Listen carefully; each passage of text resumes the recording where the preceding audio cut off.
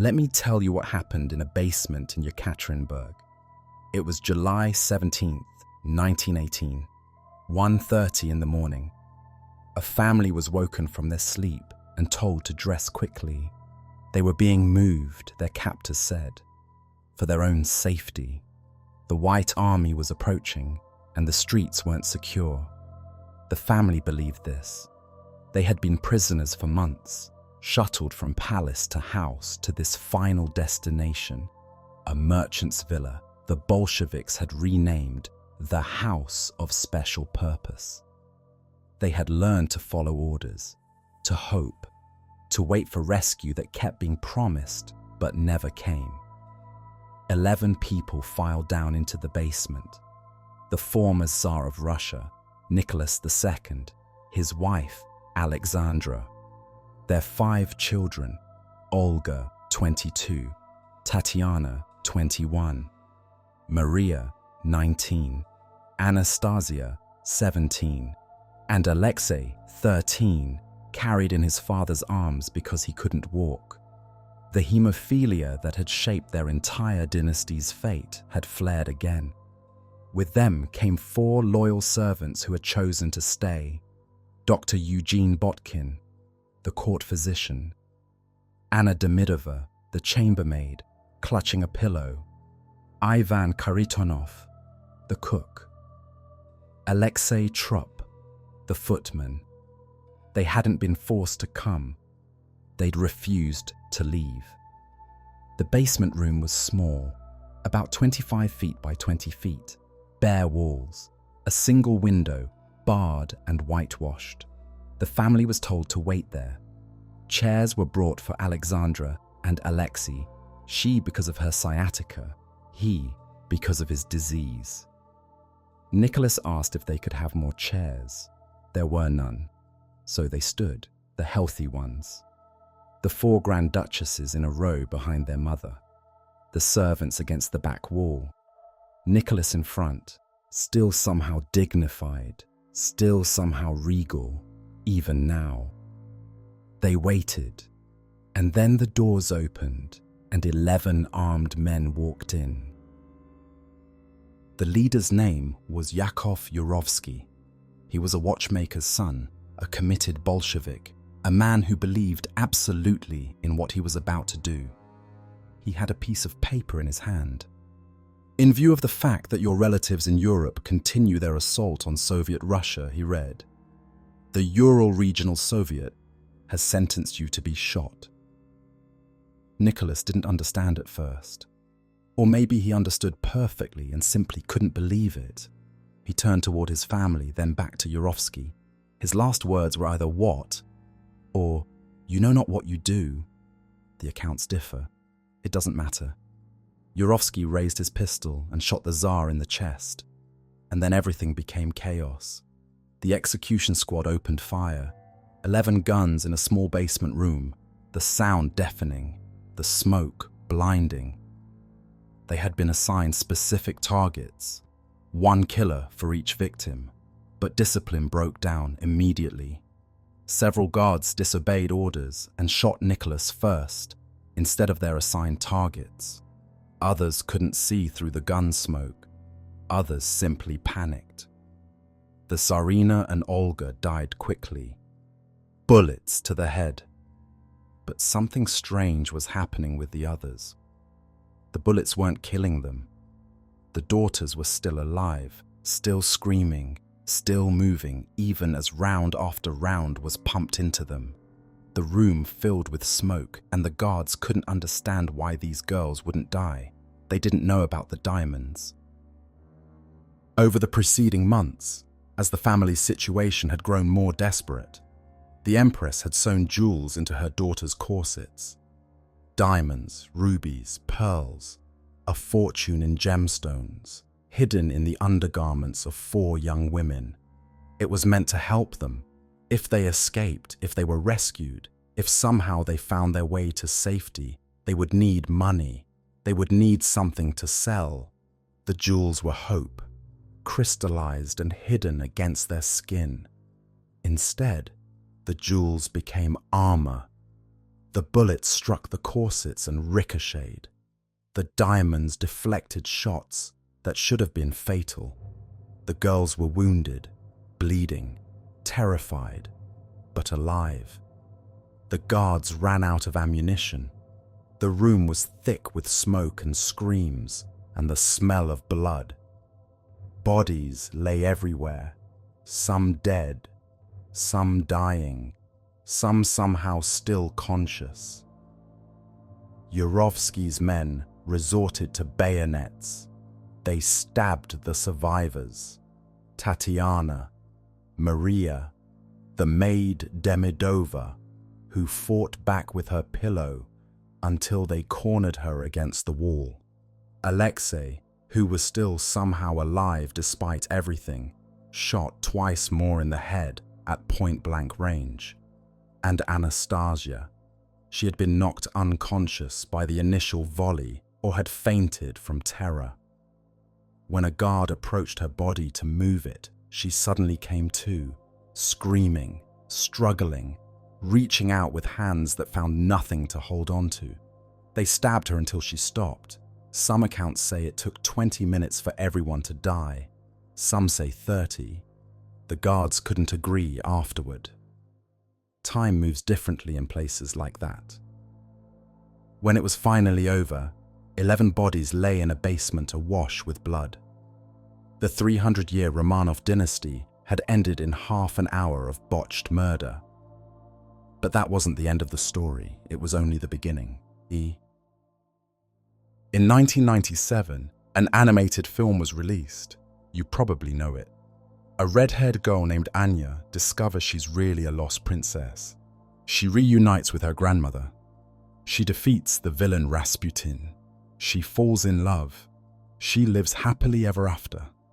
The film made $140 million. It spawned a Broadway musical. To this day, it's many people's first introduction to the Romanov story, a romantic fantasy about a girl who escaped impossible circumstances and found her way home.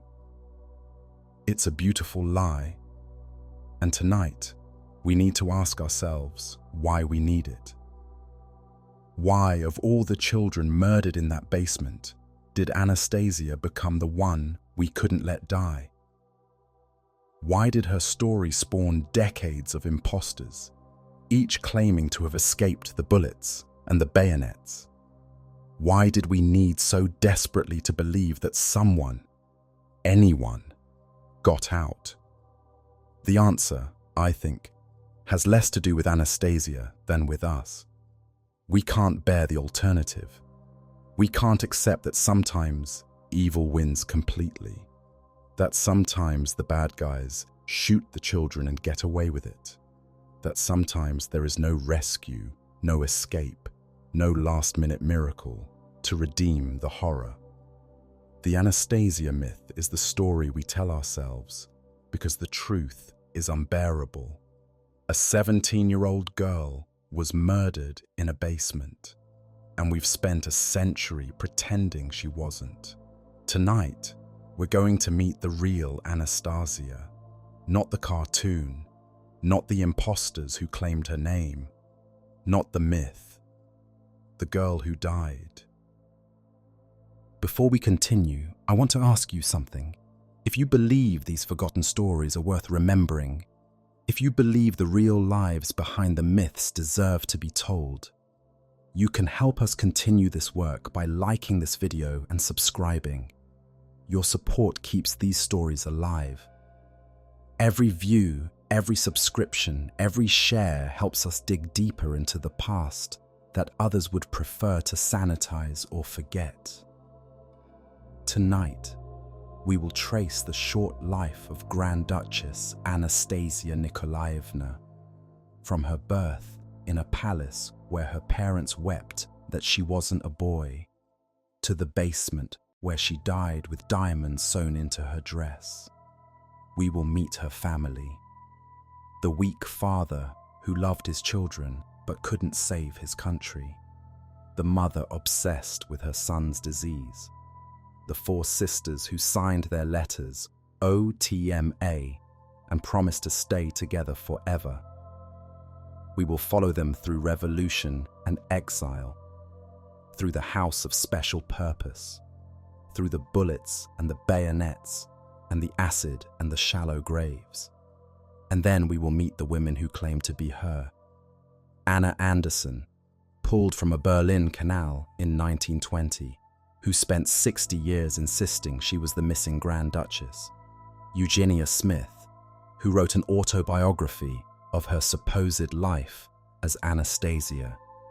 The parade of imposters who couldn't let the princess die. We will watch as science slowly closed the door on hope.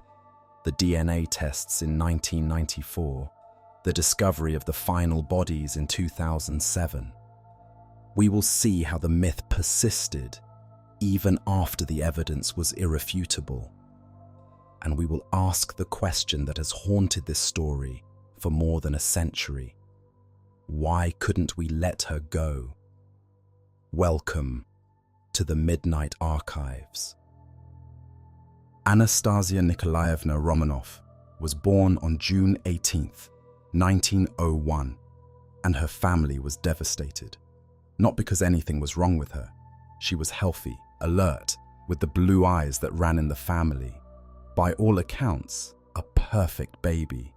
She was also the fourth girl in a row. You have to understand what this meant in the context of Russian imperial succession. The Pauline laws, established by Emperor Paul I more than a century earlier, dictated that only males could inherit the throne. Nicholas II had no son. He had 4 daughters, Olga, Tatiana, Maria, and now Anastasia, and no heir. His aunt, Grand Duchess Xenia, wrote in her diary, "My God, what a disappointment, a 4th girl." Nicholas himself needed time to compose himself before visiting his wife and newborn child. The travel writer Burton Holmes noted that Nicholas would part with half his empire in exchange for 1 imperial boy. The celebrations that should have accompanied a Grand Duchess's birth were muted. The cannon salute was shorter than it would have been for a boy. The champagne was drunk with forced smiles. Into this atmosphere of disappointment, Anastasia learned to exist. But here's the thing about being born a disappointment. It can be liberating. Her older sisters felt the weight of imperial expectation. They were being groomed for marriages that would strengthen alliances. They were watched and judged and prepared for futures as queens. Anastasia, the spare of the spares, was largely left alone, and she used that freedom to become exactly who she was. The servants called her Schwibzik. It means little imp in German. It suited her perfectly. From the moment she could walk, Anastasia was chaos in human form. She climbed trees in her court dresses and refused to come down. She hid in cupboards to jump out at unsuspecting maids. She tripped servants and put rocks in snowballs and melted chocolate in her pockets during formal events just so she could watch the mess it made.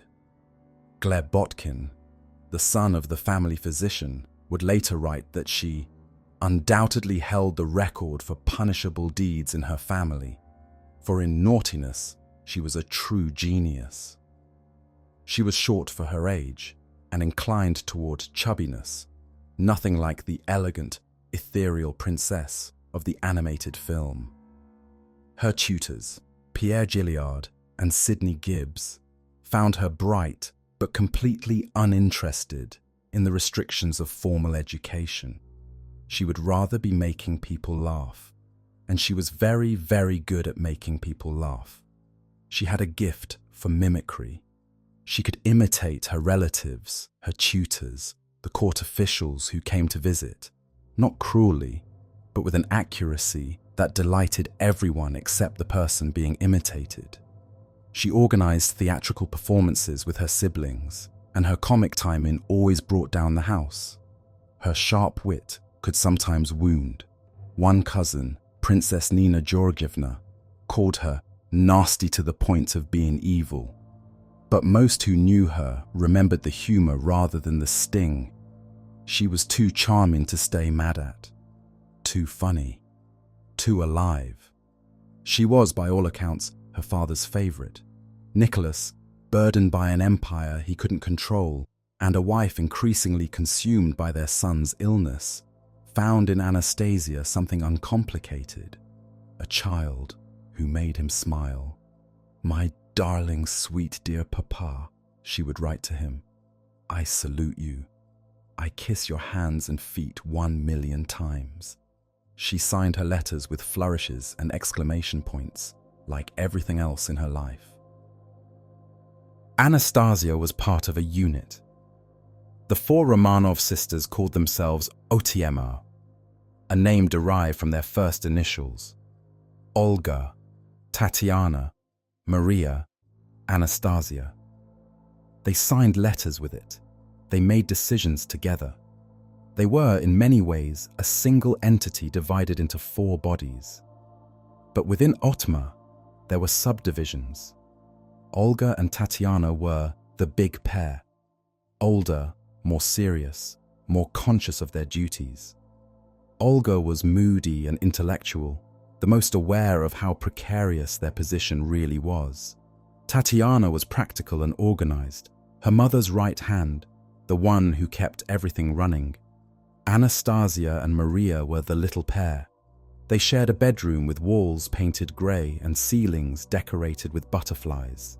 They wore matching dresses. They developed their own language of jokes and references that left everyone else confused. Maria was gentle and sweet, so sweet that she would follow behind Anastasia to apologize to whoever her sister had just offended. Anastasia was the instigator, Maria was the diplomat. They slept on hard camp beds, a tradition dating back to Catherine the Great. They took cold baths to build character. Despite being princesses of the wealthiest family in Europe, their rooms were sparse, their lives strictly scheduled. They woke early, breakfast at 9, lessons until lunch, tea at 5, dinner, prayers, bed. It was, in many ways, an ordinary childhood. Just one that happened to take place in palaces surrounded by servants and guards, and the weight of 300 years of dynastic history. The girls knew on some level that they were different, that their lives were circumscribed by protocol and protected by privilege. But children adapt to their circumstances. This was simply their normal, until 1904, when everything changed. On August 12, 1904, after 4 daughters and nearly a decade of trying, Alexandra finally gave birth to a son, Alexei Nikolaevich, the Tsarevich, the heir to the Russian throne. The relief was overwhelming.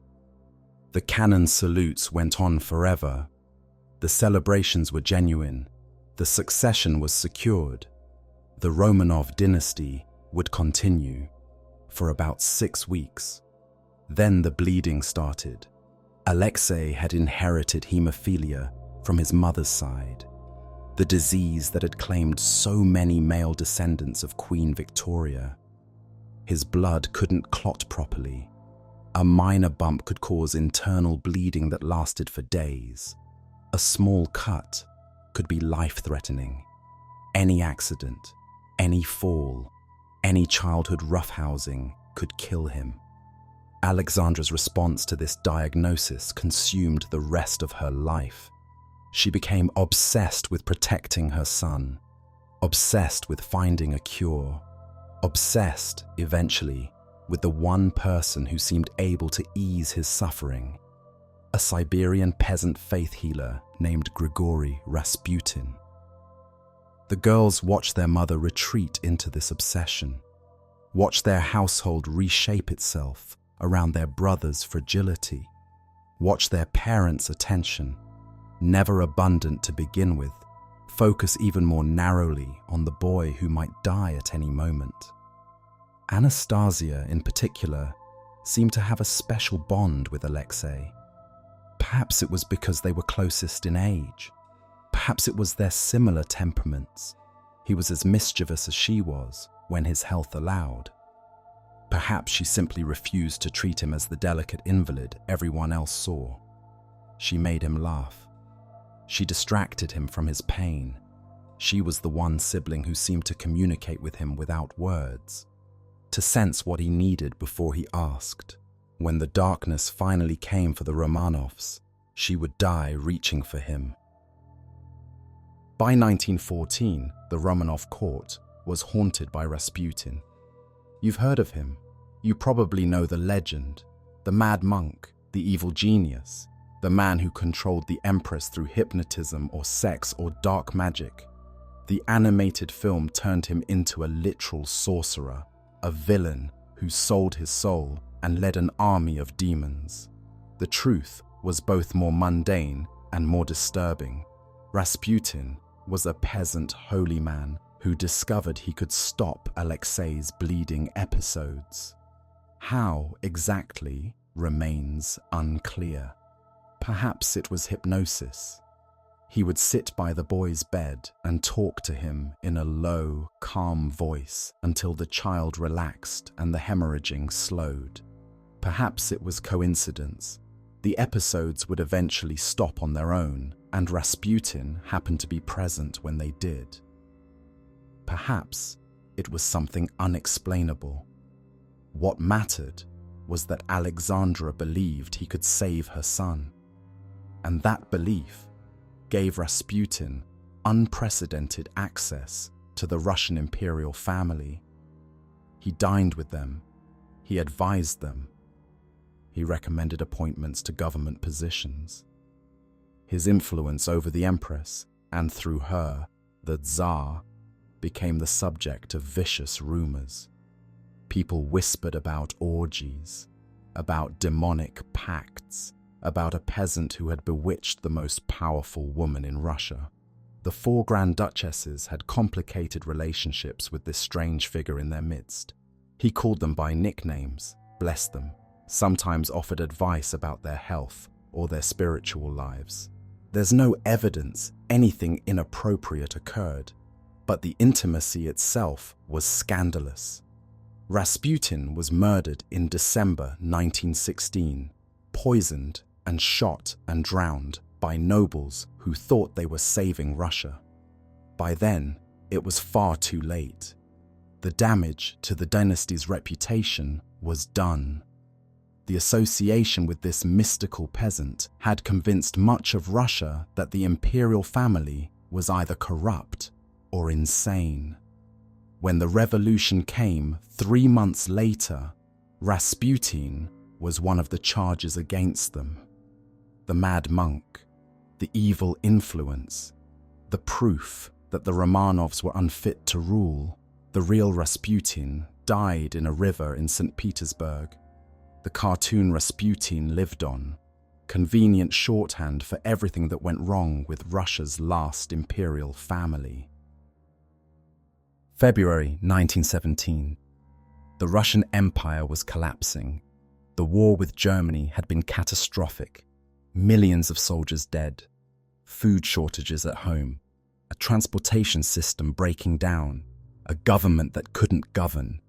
Protests filled the streets of Petrograd. Workers went on strike. Soldiers mutinied. The Duma, the parliament, demanded change. Nicholas was at military headquarters when it happened. The man who had never wanted to be Tsar, who had told his father he didn't know how to be Tsar, who had spent his entire reign wishing he could be anywhere else. He wasn't even in the capital when his empire fell apart. On March 15th, 1917, Nicholas II abdicated the throne. He signed the paper, put down his pen, and said simply, "What difference does it make? They have deceived me again." He had intended to pass the crown to his son, but Alexei was too sick. So instead, the throne went to Nicholas's brother Michael, who immediately refused it. No Romanov wanted to catch this falling knife. The dynasty was over. Nicholas returned home to his family at the Alexander Palace in Tsarskoye Selo.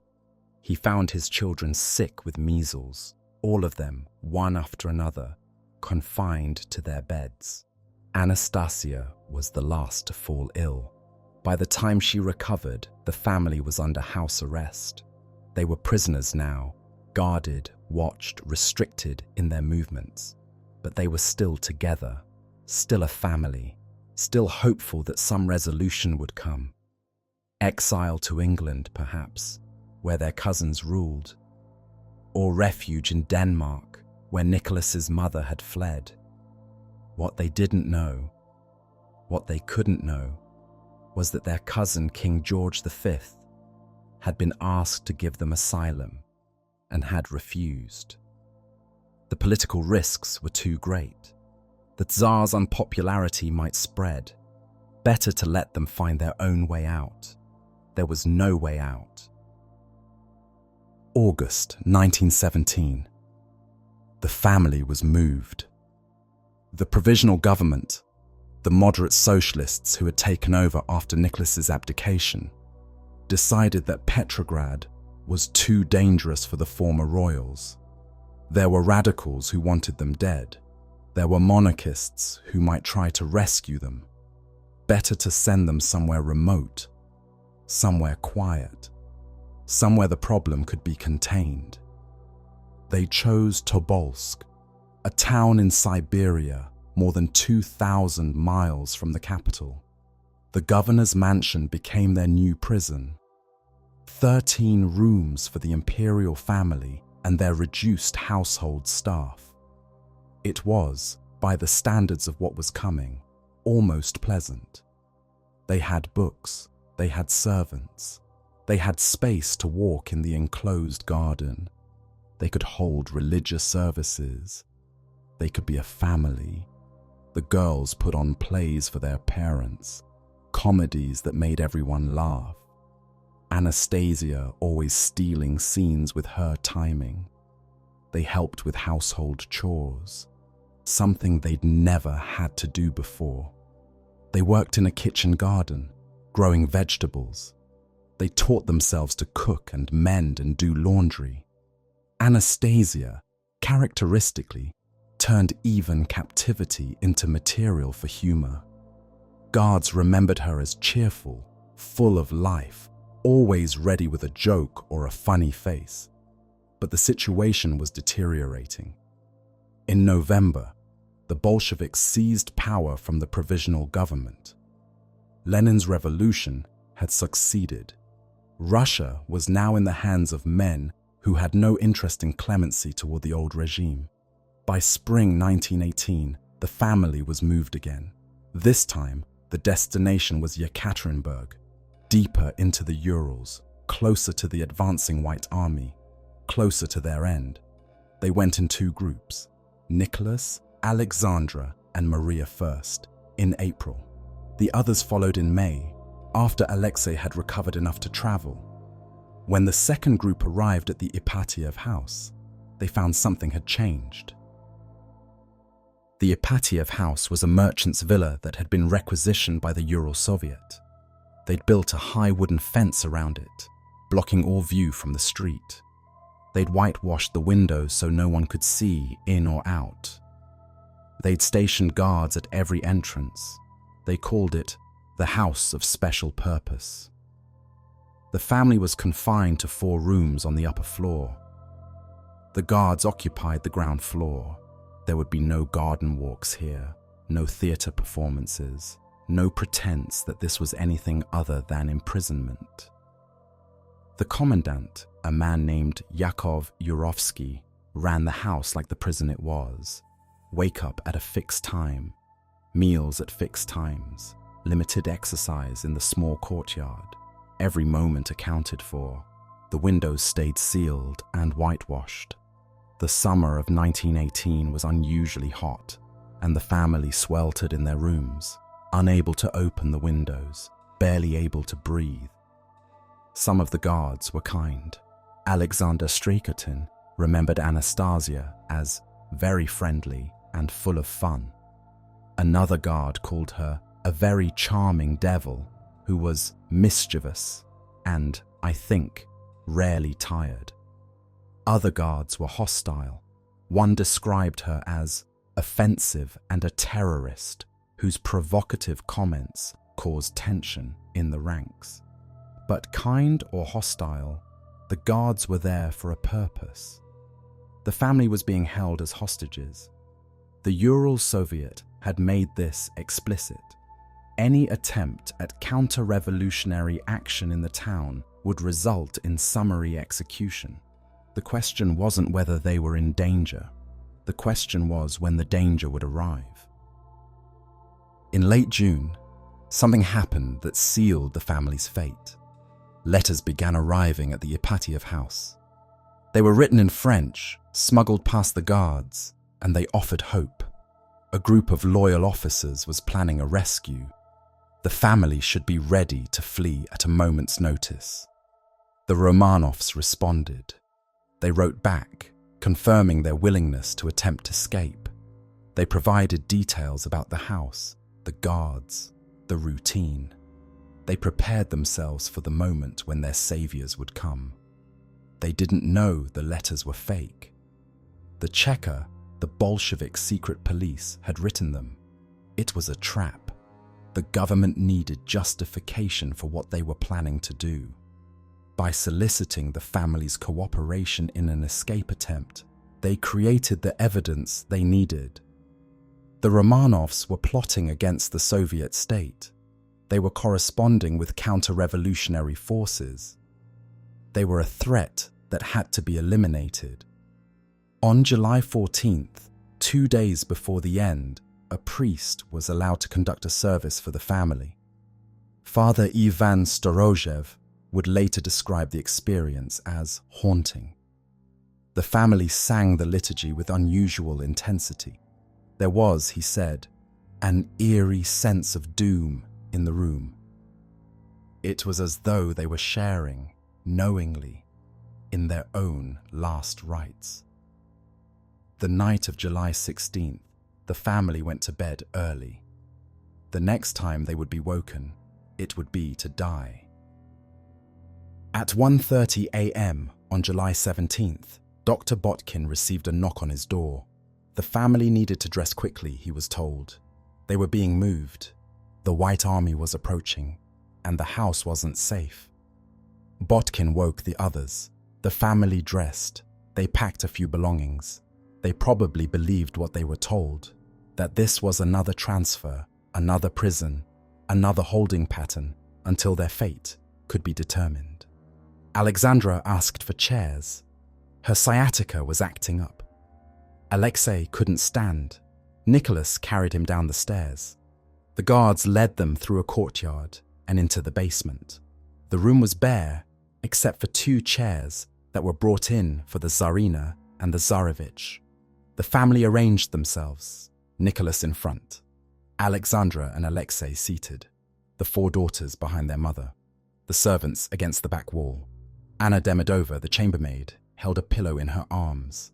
Inside it, she had hidden the last of the family's jewels. They waited. Yurovsky entered with his execution squad. He had a paper in his hand. Someone, accounts differ on who, asked what was happening. Yurovsky read the sentence. Nicholas said his final words. Yurovsky raised his pistol.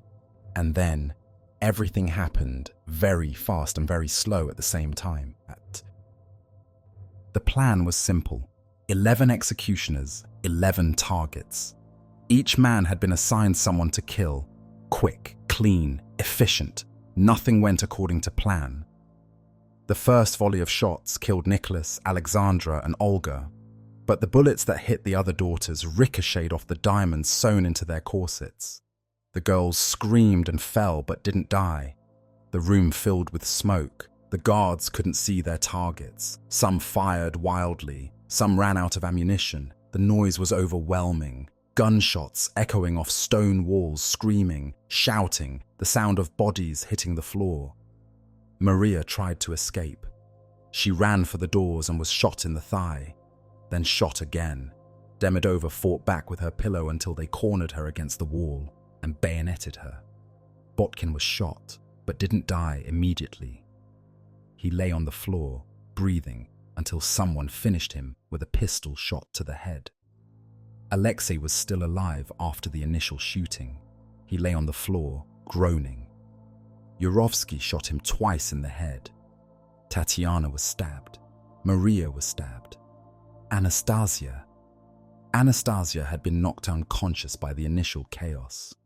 When a guard approached her body, she suddenly woke, screaming and flailing. They stabbed her repeatedly until she stopped moving. The killing took somewhere between 20 and 30 minutes. The executioners were drunk. The room was filled with smoke and blood and the smell of gunpowder. When it was finally over, 11 bodies lay on the floor. The 300-year Romanov dynasty had ended in a basement, but disposing of the bodies would prove almost as difficult as killing them. The original plan was to dump the bodies in an abandoned mine shaft. A truck was waiting. The guards loaded the corpses and drove into the Koptyaki forest. But when they arrived at the mine, they discovered a problem. The shaft wasn't deep enough. The bodies would be found. The evidence would be discovered. The secret wouldn't stay secret. They tried to destroy the bodies with acid and fire. They tried to burn them. They tried to collapse the mine shaft. Nothing worked well enough. By the next morning, Yurovsky realized they needed a new plan. He ordered the bodies transported to a different location, a marshy area along a road where the truck conveniently got stuck. They dug a shallow pit. They poured acid over the corpses to disfigure them. They buried 9 of the bodies there, in layers, but not all 9 in the same place. 2 bodies, Alexei and one of his sisters, were buried separately, about 70 meters away.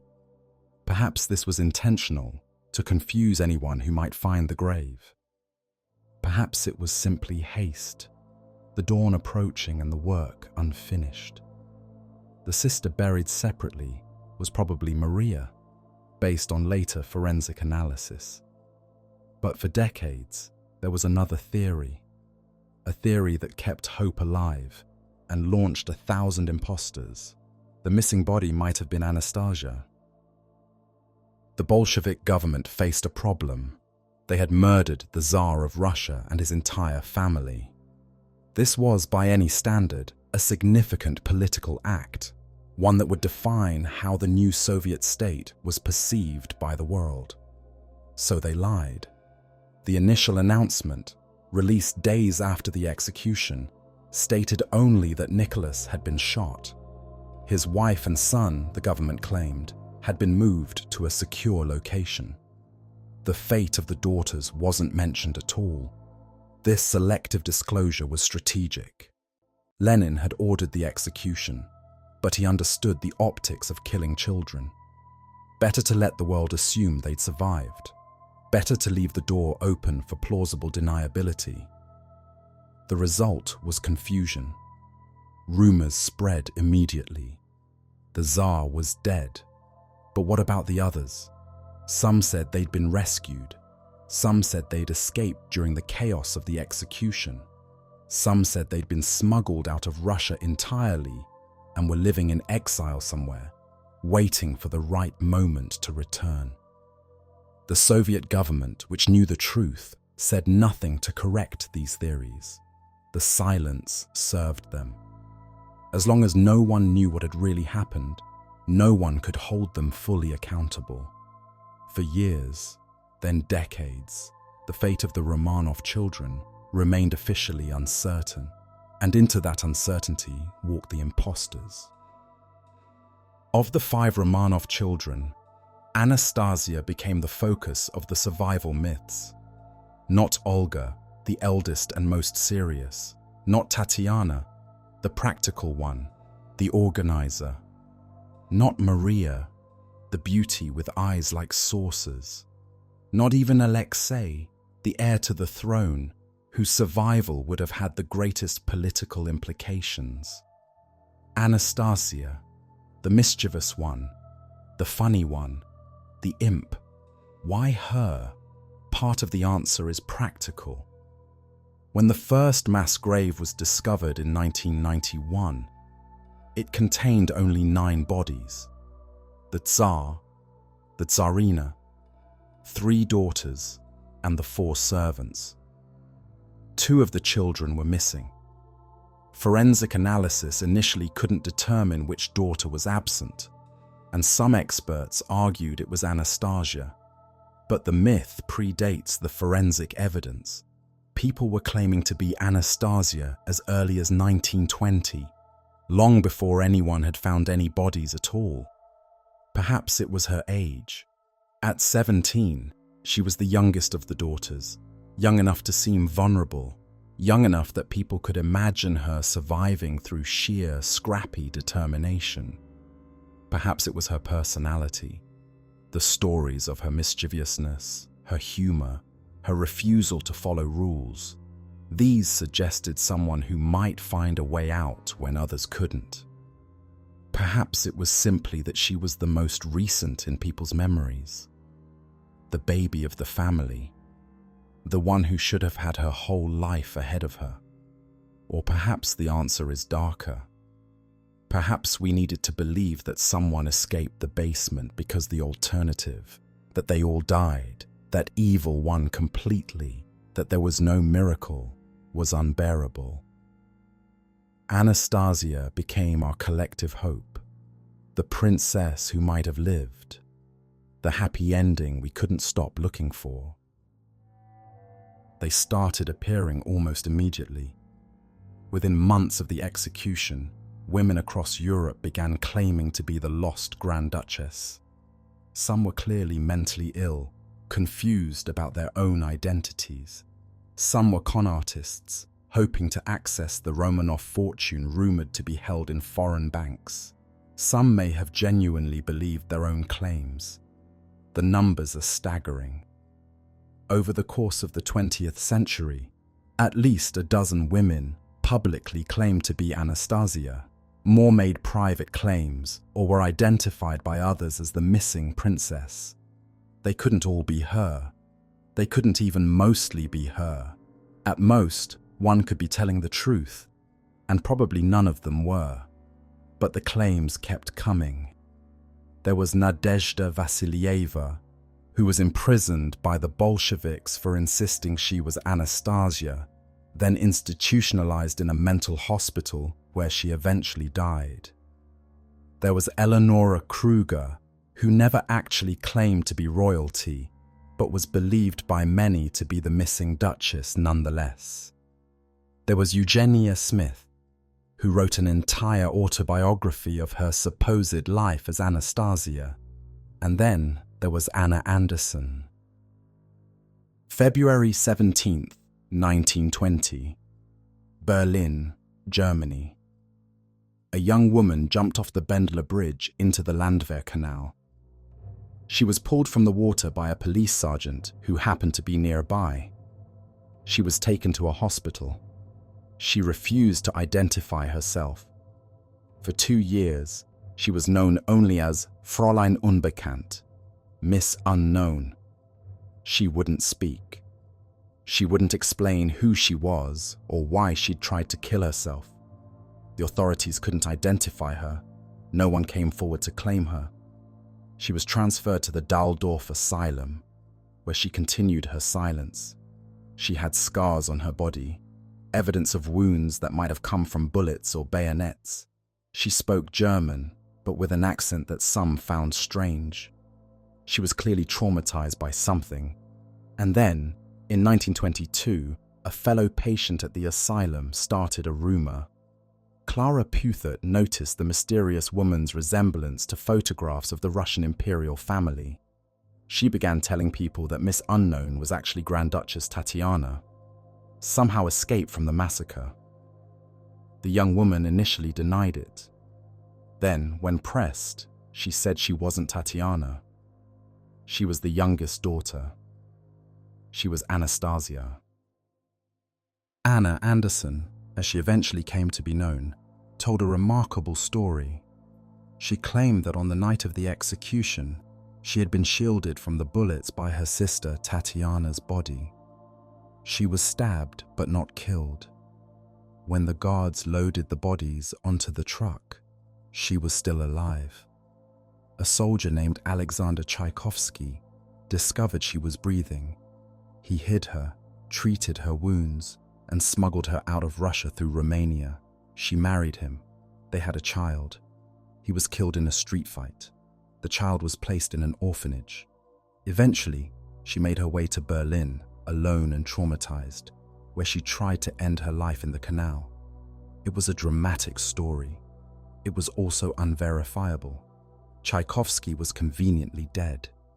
The child couldn't be traced. The escape route had left no evidence.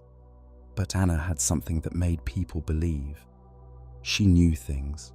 She knew the names of the Romanov dogs. She knew details about palace life that seemed impossible for an outsider to have learned. She knew the pet names the family used for each other. When Gleb Botkin, the son of the family physician, who had played with Anastasia as a child, met her, she asked about his funny animals. Years earlier, Botkin had drawn Anastasia pictures of animals wearing court clothes.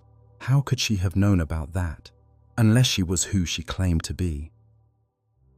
Over the following years, Anna Anderson gathered a devoted circle of supporters. Some were Russian émigrés who wanted desperately to believe that someone from the old world had survived. Some were aristocrats drawn to the romantic mystery. Some were journalists and writers who saw a great story. Some were simply kind people who felt sorry for this damaged woman. They gave her money. They gave her places to live. They gave her their belief. Grand Duke Andrei Vladimirovich, a cousin of Nicholas II, was convinced she was genuine. Princess Xenia Georgievna supported her for years. Gleb Botkin became her most devoted advocate, championing her cause until the end of his life. Anna lived in castles and grand houses across Europe, moving from one believer's home to the next. When her welcome wore out in one place, another benefactor would appear. For someone who might have been a penniless imposter, she managed to live remarkably well. But not everyone was convinced. The surviving Romanovs were split. Grand Duchess Olga Alexandrovna, Nicholas's youngest sister, who had known Anastasia since childhood, met Anna Anderson in 1925. She spent 4 days with her, and her conclusion was definitive. This woman was not her niece. "My telling the truth does not help in the least," Olga later said, "because the public simply wants to believe the mystery." Pierre Gilliard, the family's French tutor, who had known Anastasia for years, also rejected the claim. He called Anna a cunning psychopath. Princess Irene of Hesse, the Tsarina's sister, was equally certain. Anna was an imposter. The pattern was telling. Those who had known Anastasia intimately, who had spent years in her presence, generally rejected Anna's claims. Those who believed were often people who had known the Grand Duchess only slightly or not at all. But the strongest evidence against Anna came from a private investigation. In 1927, Ernest Louis, Grand Duke of Hesse, the Tsarina's brother, hired a private detective to investigate Anna Anderson's identity. The detective's conclusion: Anna was actually Franziska Szankowska, a Polish factory worker who had disappeared in 1920. The evidence was compelling. Szankowska had worked in a Berlin munitions factory during World War I. In 1916, a grenade had fallen from her hand and exploded, killing a foreman and severely injuring her. She had suffered head trauma and was declared insane. She spent time in mental institutions. Shortly before Anna Anderson appeared in the Berlin Canal, Franziska Szankowska had disappeared from her lodgings. The timeline matched. The injuries matched. The mental instability matched. When Franziska's brother Felix was brought to meet Anna Anderson, he initially said she resembled his sister. Later, he would claim he had recognized her immediately, but had chosen to let her continue her new life. Anna denied everything. She refused to meet with the Szankowska family. She continued to insist she was Anastasia. The investigation's findings were published in German newspapers. For most observers, the case should have been closed. But Anna had her believers, and they weren't ready to give up. In 1938, Anna Anderson filed a lawsuit in Germany seeking legal recognition as Grand Duchess Anastasia. The case dragged on for decades. Witnesses were called. Evidence was presented. Experts testified about handwriting analysis, facial comparison, medical history. It became the longest-running civil case in German history. Both sides claimed victories. A German doctor who examined photographs of Anna and Anastasia declared that such coincidence between two human faces is not possible unless they are the same person or identical twins. A handwriting expert said their scripts were identical, but other experts reached opposite conclusions. The surviving Romanovs testified against her. The Szankowska connection was documented extensively. In 1970, the German Supreme Court finally issued its verdict. Anna Anderson had failed to prove she was Anastasia. But, and this was crucial, she had also not been proven not to be Anastasia. The court's ruling was essentially, we don't know who this woman is. The mystery remained officially unsolved. Anna declared victory. Her supporters celebrated. She had not been definitively debunked. She would spend the rest of her life insisting she was the Grand Duchess. In 1968, Anna Anderson moved to the United States. She was in her 70s now, or her 60s, if she was really Anastasia. The age difference was one of many inconsistencies in her story. Her health was declining.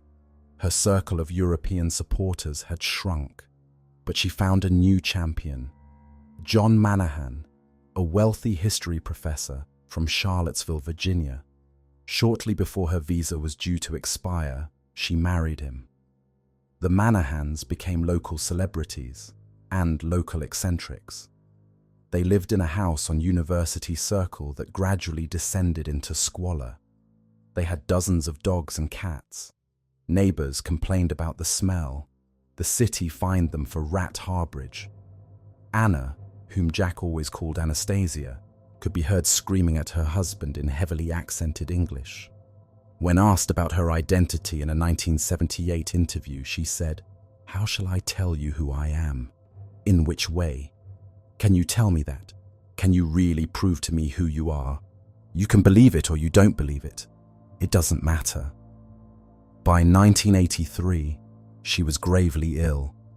A judge appointed a legal guardian after determining that Jack could no longer provide adequate care. She died on February 12, 1984. Her body was cremated, but unlike most stories, Anna Anderson's didn't end with her death. In 1979, during a surgery for an intestinal blockage, doctors at Martha Jefferson Hospital in Charlottesville had removed a tissue sample from Anna Anderson. Following standard procedure, they preserved it. After her death, that tissue sample sat in storage, waiting. In 1991, a mass grave was discovered near Yekaterinburg, Russia. 9 bodies, the Tsar, the Tsarina, 3 daughters, and 4 servants. DNA testing began. The Romanov remains were compared to living relatives, including Prince Philip, Duke of Edinburgh, who was related to the Tsarina through her mother's line. The match was conclusive. The bodies were genuine, but 2 of the Romanov children were still missing, and there was still that tissue sample in Virginia. In 1994, researchers obtained the preserved sample and tested it. They compared Anna Anderson's mitochondrial DNA to the Romanov remains and to living Romanov relatives. The result was unambiguous. Anna Anderson was not related to the Romanovs, not even distantly. Her DNA didn't match the family at all. But the scientists went further. They also compared her DNA to Karl Mauker, a great-nephew of Franziska Szankowska. It matched. Anna Anderson was Franziska Szankowska, the Polish factory worker, the woman with the head injury, the person the private detective had identified in 1927. The mystery, the 60-year mystery, was solved. She had never been Anastasia, not for a single moment of those decades of claims and lawsuits and grand living. She was a mentally ill factory worker who had assumed an identity and never let it go. But by the time the DNA results were published, Anna was dead. She had spent her entire adult life as the Grand Duchess. She had died believing, or at least claiming to believe, that she was royalty, and some of her supporters refused to accept even the DNA evidence. Anna Anderson was the most famous Anastasia claimant. She was not the only one. At least a dozen women publicly claimed to be the missing Grand Duchess over the course of the 20th century. Some achieved momentary fame. Some gathered small circles of believers. All were eventually proven false. The sheer number raises questions. Why so many? What drove these women to claim an identity that wasn't theirs? The answers vary. Some were clearly mentally ill.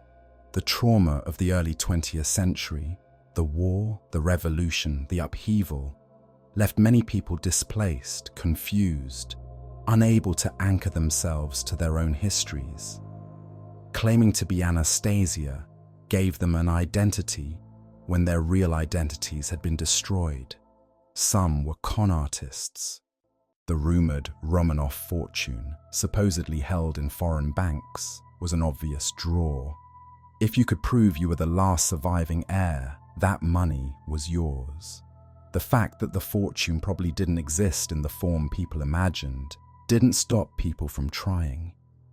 And some may have been victims of suggestion.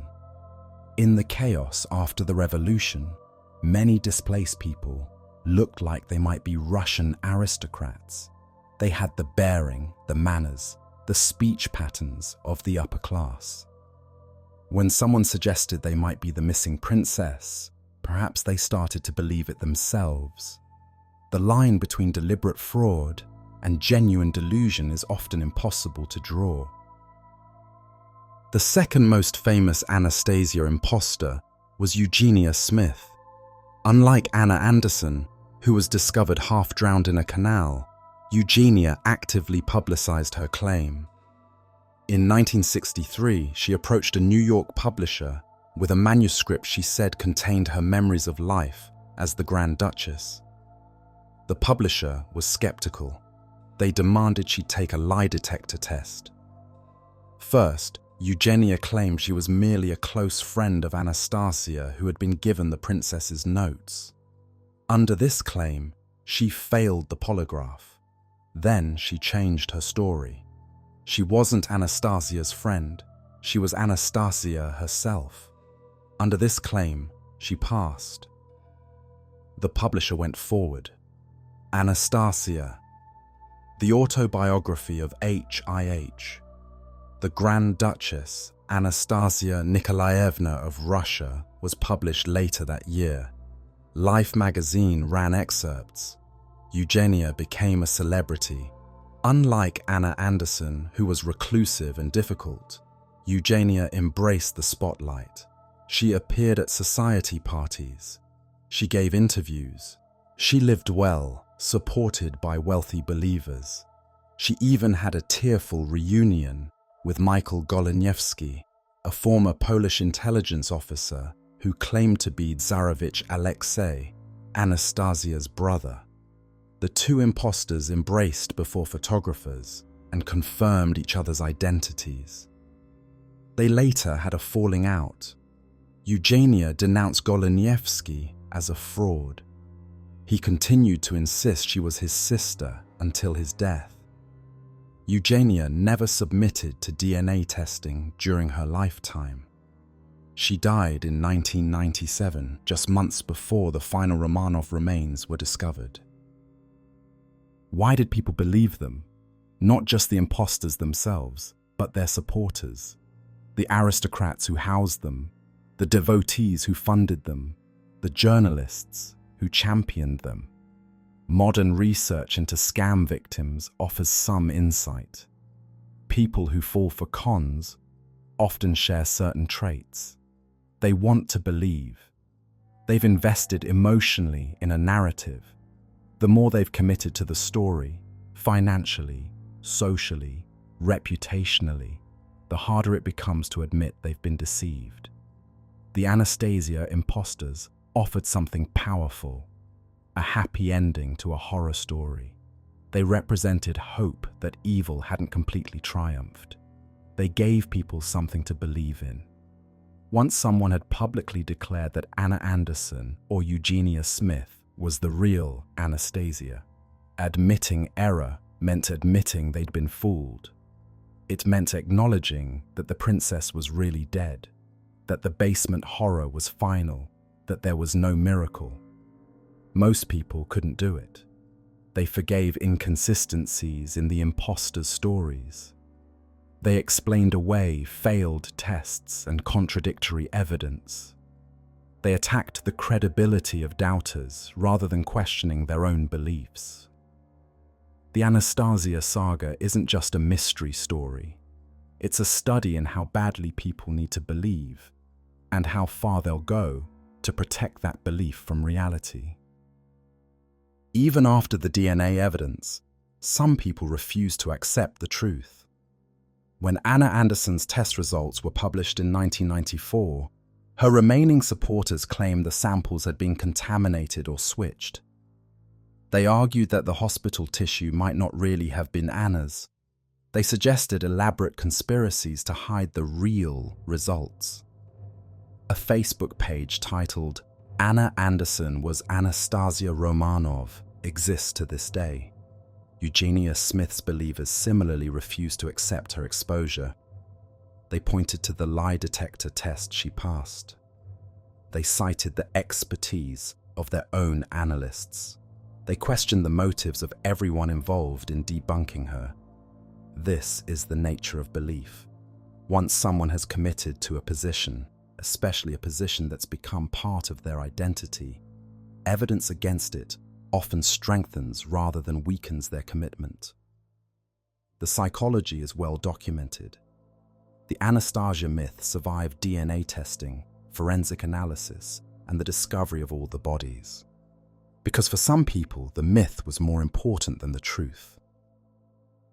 The location of the Romanov grave was actually discovered in 1979, 12 years before it was officially excavated.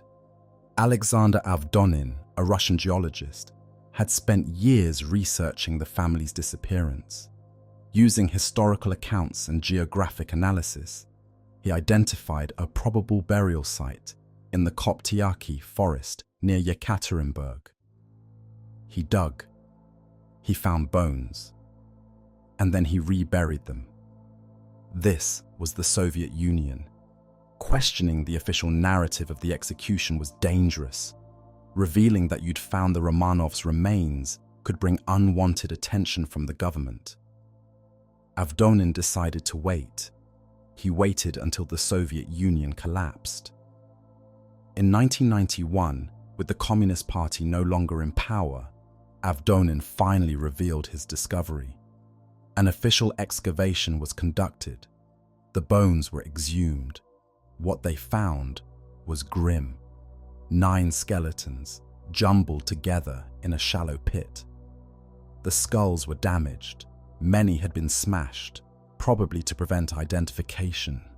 The bones showed evidence of acid damage and burning. These people had not simply been buried. Someone had tried very hard to make sure they couldn't be identified. But modern forensic science had advanced since 1918.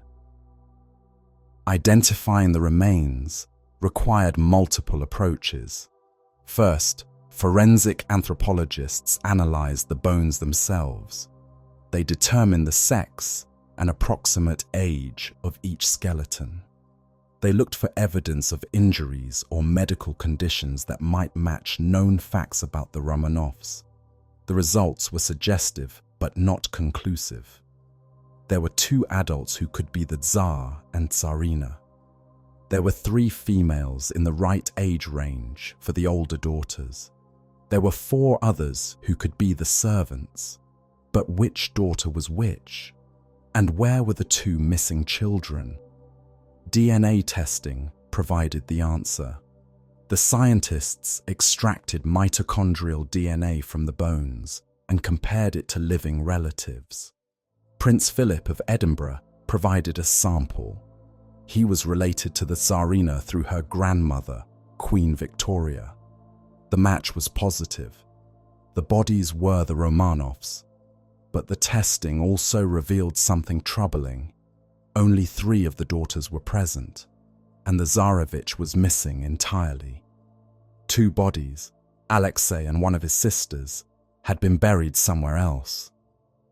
The Anastasia myth, which should have died with this discovery, found new oxygen. If one daughter was missing, couldn't it have been Anastasia?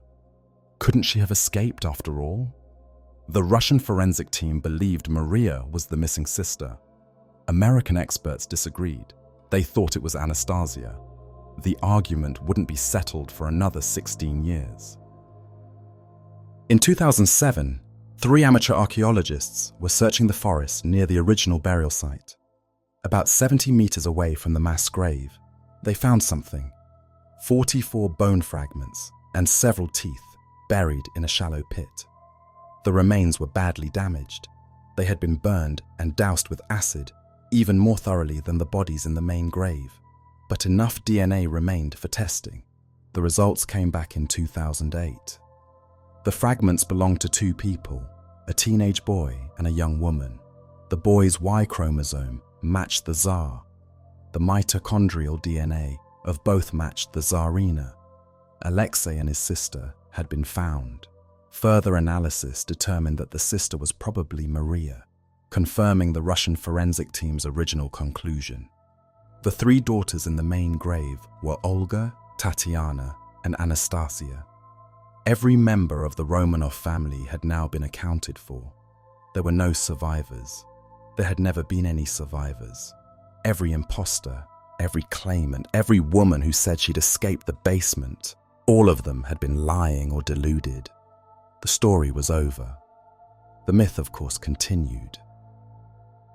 The Romanov remains were given a state funeral in 1998 before the final 2 bodies were discovered.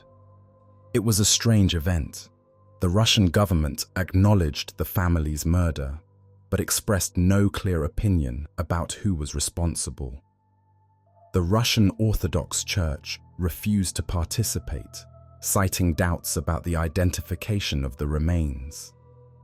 The bodies were interred in the Peter and Paul Cathedral in St. Petersburg, alongside the Romanov ancestors who had ruled Russia for 3 centuries. Nicholas II, who had never wanted to be Tsar, lay beneath the same roof as Peter the Great. When Alexei and Maria were finally identified in 2007, questions arose about what to do with them. Should they join their family in St. Petersburg? The church continued to express doubts. The government was non-committal. As of this recording, the remains of Alexei and Maria have still not been buried with their family. They remain in state custody, waiting for someone to decide what to do with them. Even in death, even with their identities proven beyond any reasonable doubt, the family cannot find rest. In 1997, an animated film called Anastasia was released. It was not made by Disney, though it's often confused for a Disney product. It was produced by 21st Century Fox's animation studio, directed by Don Bluth and Gary Goldman, former Disney animators who were explicitly trying to compete with their old employer. The film tells a story that is, charitably, loosely inspired by history. In the movie version, the Romanov family is attacked by Rasputin, here reimagined as a literally demonic sorcerer who sold his soul for the power to destroy them. Young Anastasia escapes the assault with the help of a servant boy named Dmitri. She loses her memory and grows up as an orphan named Anya, unaware of her true identity. Years later, she meets the adult Dmitri, now a con man planning to present a fake Anastasia to the Dowager Empress for a reward. Neither realizes Anya actually is Anastasia. Adventures ensue. Rasputin is defeated. Anastasia reunites with her grandmother. She and Dmitri fall in love. Happy ending. The film made $140 million at the box office. It was nominated for 2 Academy Awards. It spawned a Broadway musical that opened in 2017. For millions of people, this is the Anastasia story they know. Consider when this film was released, 1997, 3 years after DNA testing proved Anna Anderson was a fraud. 3 years after science definitively established that there were no Romanov survivors. The filmmakers knew the truth. They knew the myth had been debunked. They made their movie anyway. In fairness, they weren't claiming historical accuracy. This was a fantasy, a fairy tale, a deliberate reimagining. The villain was a magic-wielding undead monk. No one was supposed to think this was documentary. But the choice to tell this particular fantasy at this particular moment is revealing. The DNA results hadn't killed the Anastasia myth. If anything, by definitively closing the case, they'd made the myth more appealing. Now the survival story was purely fiction, and fiction has no obligation to facts. The animated Anastasia couldn't possibly be real. Everyone knew that, and somehow that made her more popular than ever. The animated film has a villain, Rasputin, the evil sorcerer, who wants to destroy the Romanovs because he's evil. That's his motivation. He sold his soul for power, and he uses that power to do evil things. The real story has villains too, but they're more complicated. There's Lenin, who ordered the execution because he couldn't risk the Romanovs becoming a rallying point for counter-revolution. There's the Ural Soviet, which carried out the order with brutal efficiency. There are the individual executioners, Yurovsky and his men, who shot and stabbed 11 people to death in a basement. But there are also the systemic villains, the centuries of autocratic rule that made revolution inevitable, the incompetent governance that lost the war and starved the people, the vast inequality that made the Romanovs' wealth obscene while peasants froze and starved. Nicholas wasn't a cartoon villain. He was a weak man in an impossible position, doing his best, which wasn't nearly good enough, to hold together a system that was already falling apart. Alexandra wasn't a villain either. She was a devoted mother consumed by her son's illness. Even Rasputin, the real one, wasn't evil. He was a faith healer who found himself with influence he didn't know how to handle. The murder in the basement was a crime. It was also the culmination of decades of misrule, exploitation, and suffering. The Romanovs didn't deserve to die, but the system they represented was crushing millions. The animated film doesn't engage with any of this. It replaces history's complexity with a simple story. Bad guy tried to kill princess. Princess escaped. Princess found love. The end. That's not wrong. It's just empty. In 2000, the Russian Orthodox Church canonized the Romanov family. Not as martyrs. That designation was considered and rejected. Martyrs die for their faith, and the Romanovs were killed for political reasons. Instead, they were declared passion bearers, a category for those who accepted death with Christian humility. The canonization was controversial. The Romanovs' role in Russia's suffering, the pogroms, the famines, the disastrous war, sat uneasily with sainthood. Critics argued that whitewashing them as holy innocents was as misleading as the animated film. But the decision reflected something important. Russia was trying to reckon with its past. The Romanovs weren't just murder victims, they were symbols of the old regime, of the violence that ended it, of everything that had happened since.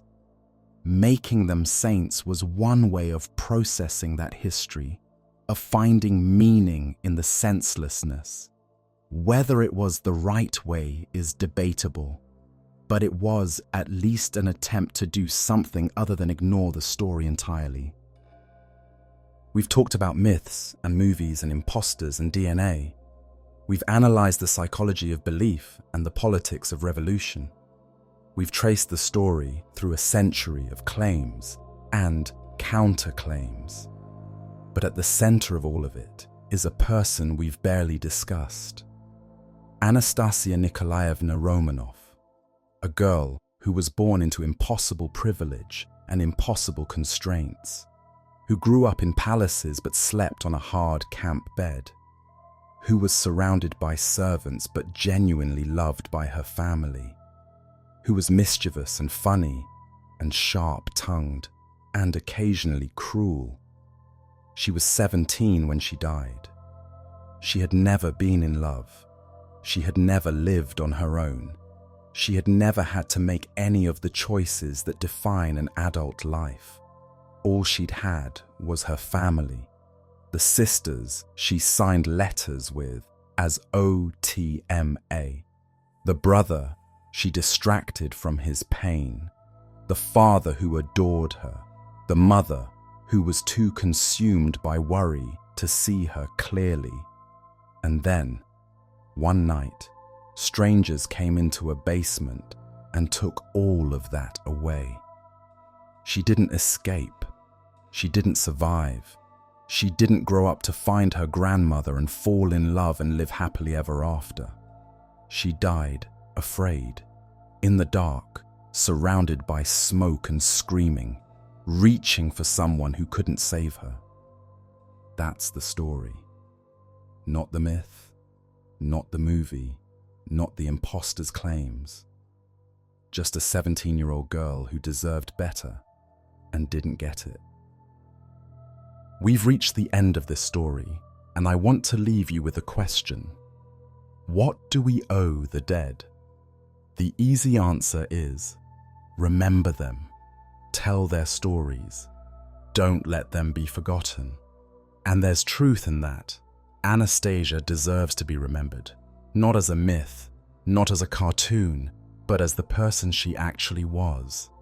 But I think we owe the dead something harder than memory. We owe them honesty. The Anastasia myth is a lie. Not a malicious lie, exactly. Most of the people who believed it meant well. But a lie nonetheless. A story we told ourselves because the truth was unbearable. And here's the thing about comfortable lies. They steal something from the people they're supposed to honor. The real Anastasia, the imp, the mimic, the girl who climbed trees in her court dress, gets erased by the cartoon princess. Her actual life with all its complexity and constraint, gets replaced by a fantasy of escape and romance. We don't have to sit with the horror of what happened to her because we've invented a version where it didn't happen. The Imposters did the same thing, in their way. Anna Anderson spent 60 years wearing Anastasia's name like a costume. She got the attention, the support, the identity that should have been Anastasia's. She lived the life the real princess never got to have, and she did it by claiming to be her. That's what comfortable lies do. They let us off the hook. They let us feel good about a story that should make us feel terrible. They replace difficult truth with easy fiction, and in doing so, they erase the real person at the center. Here's what the Anastasia myth lets us avoid. A 17-year-old girl was murdered in a basement, and nobody was ever punished for it. The executioners lived out their lives. Yurovsky died in 1938 of natural causes, celebrated by the Soviet state as a revolutionary hero. His men scattered. Some died in the Civil War. Some lived to old age. None faced consequences for what they did. Lenin, who ordered the killing, died in 1924 and was embalmed and displayed in a mausoleum that still exists today. The system that made the murder possible, the revolutionary government that decided entire families could be erased for political convenience, went on to kill millions more. Stalin, the purges, the gulags. The Romanov execution wasn't an aberration. It was a template. There was no justice. There was no reckoning. The people who killed a family of 7 and their 4 servants got away with it completely. The Anastasia myth lets us avoid sitting with that injustice. If she escaped, then at least someone got away. If she survived, then evil didn't win completely. If there's a happy ending somewhere, then we don't have to face the horror of a story with no redemption. But there is no happy ending. There was no escape. Evil won, and we have to live with that. Why do we need Anastasia to have survived? I've asked this question several times tonight, and I want to try to answer it now. The Romanov execution is a story about complete helplessness. A family, parents and children, were taken to a basement and shot. They couldn't fight back. They couldn't escape. They couldn't even protect each other. The bullets came, and the bayonets came, and there was nothing anyone could do. We hate that story. We hate it because it could happen to us. Most of us spend our lives believing, on some level, that we have control. That if we're smart enough, or strong enough, or lucky enough, we can avoid catastrophe. That there's always a way out, always a chance to survive, always something we can do. The Romanov basement says otherwise. It says that sometimes there's no escape. Sometimes the doors close and the guns come out. And that's it. No miracle, no rescue, no happy ending. The Anastasia myth is our rebellion against that truth. It's us saying, no, someone got out. Someone survived. The universe isn't that cruel, that random, that indifferent to innocence. But the universe is exactly that cruel. And pretending otherwise doesn't change anything. It just makes us less able to face reality when it matters. Let me tell you one more thing about Anastasia. In the months before her death, while imprisoned in Tobolsk and then Yekaterinburg, she found ways to stay herself. She put on plays for her parents, comedies that made everyone laugh. She helped in the kitchen, learning to bake bread for the first time in her life. She charmed some of the guards, annoyed others, remained irrepressibly herself. One guard remembered her doing comic mimes with the dogs as though they were performing in a circus. She was still the imp, still the Schwibzik. Even as her world contracted to a few rooms in a merchant's house, even as the future narrowed to uncertainty and fear, she was still making jokes. That's who she was. Not a myth, not a symbol, not a princess in a cartoon. A 17-year-old girl who responded to imprisonment and terror by trying to make people laugh. She deserved better than she got. She deserved to grow up, to fall in love, to have a life. She deserved not to die in a basement at the hands of men who saw her as a political problem to be solved. She didn't deserve what we've done to her since. The imposters wearing her name, the myths obscuring her reality, the century of lies that replaced her with a fantasy. The best thing we can do for Anastasia now is to tell the truth, to remember her as she was, to sit with the horror of what happened and not look away. She lived, she died. No magic rescued her. No secret passage led to freedom. She was 17, and men shot her in a basement, and that's the end. We've been in the dark tonight. We've walked through palaces and prisons, through basements and courtrooms, through myths and lies and hard truths.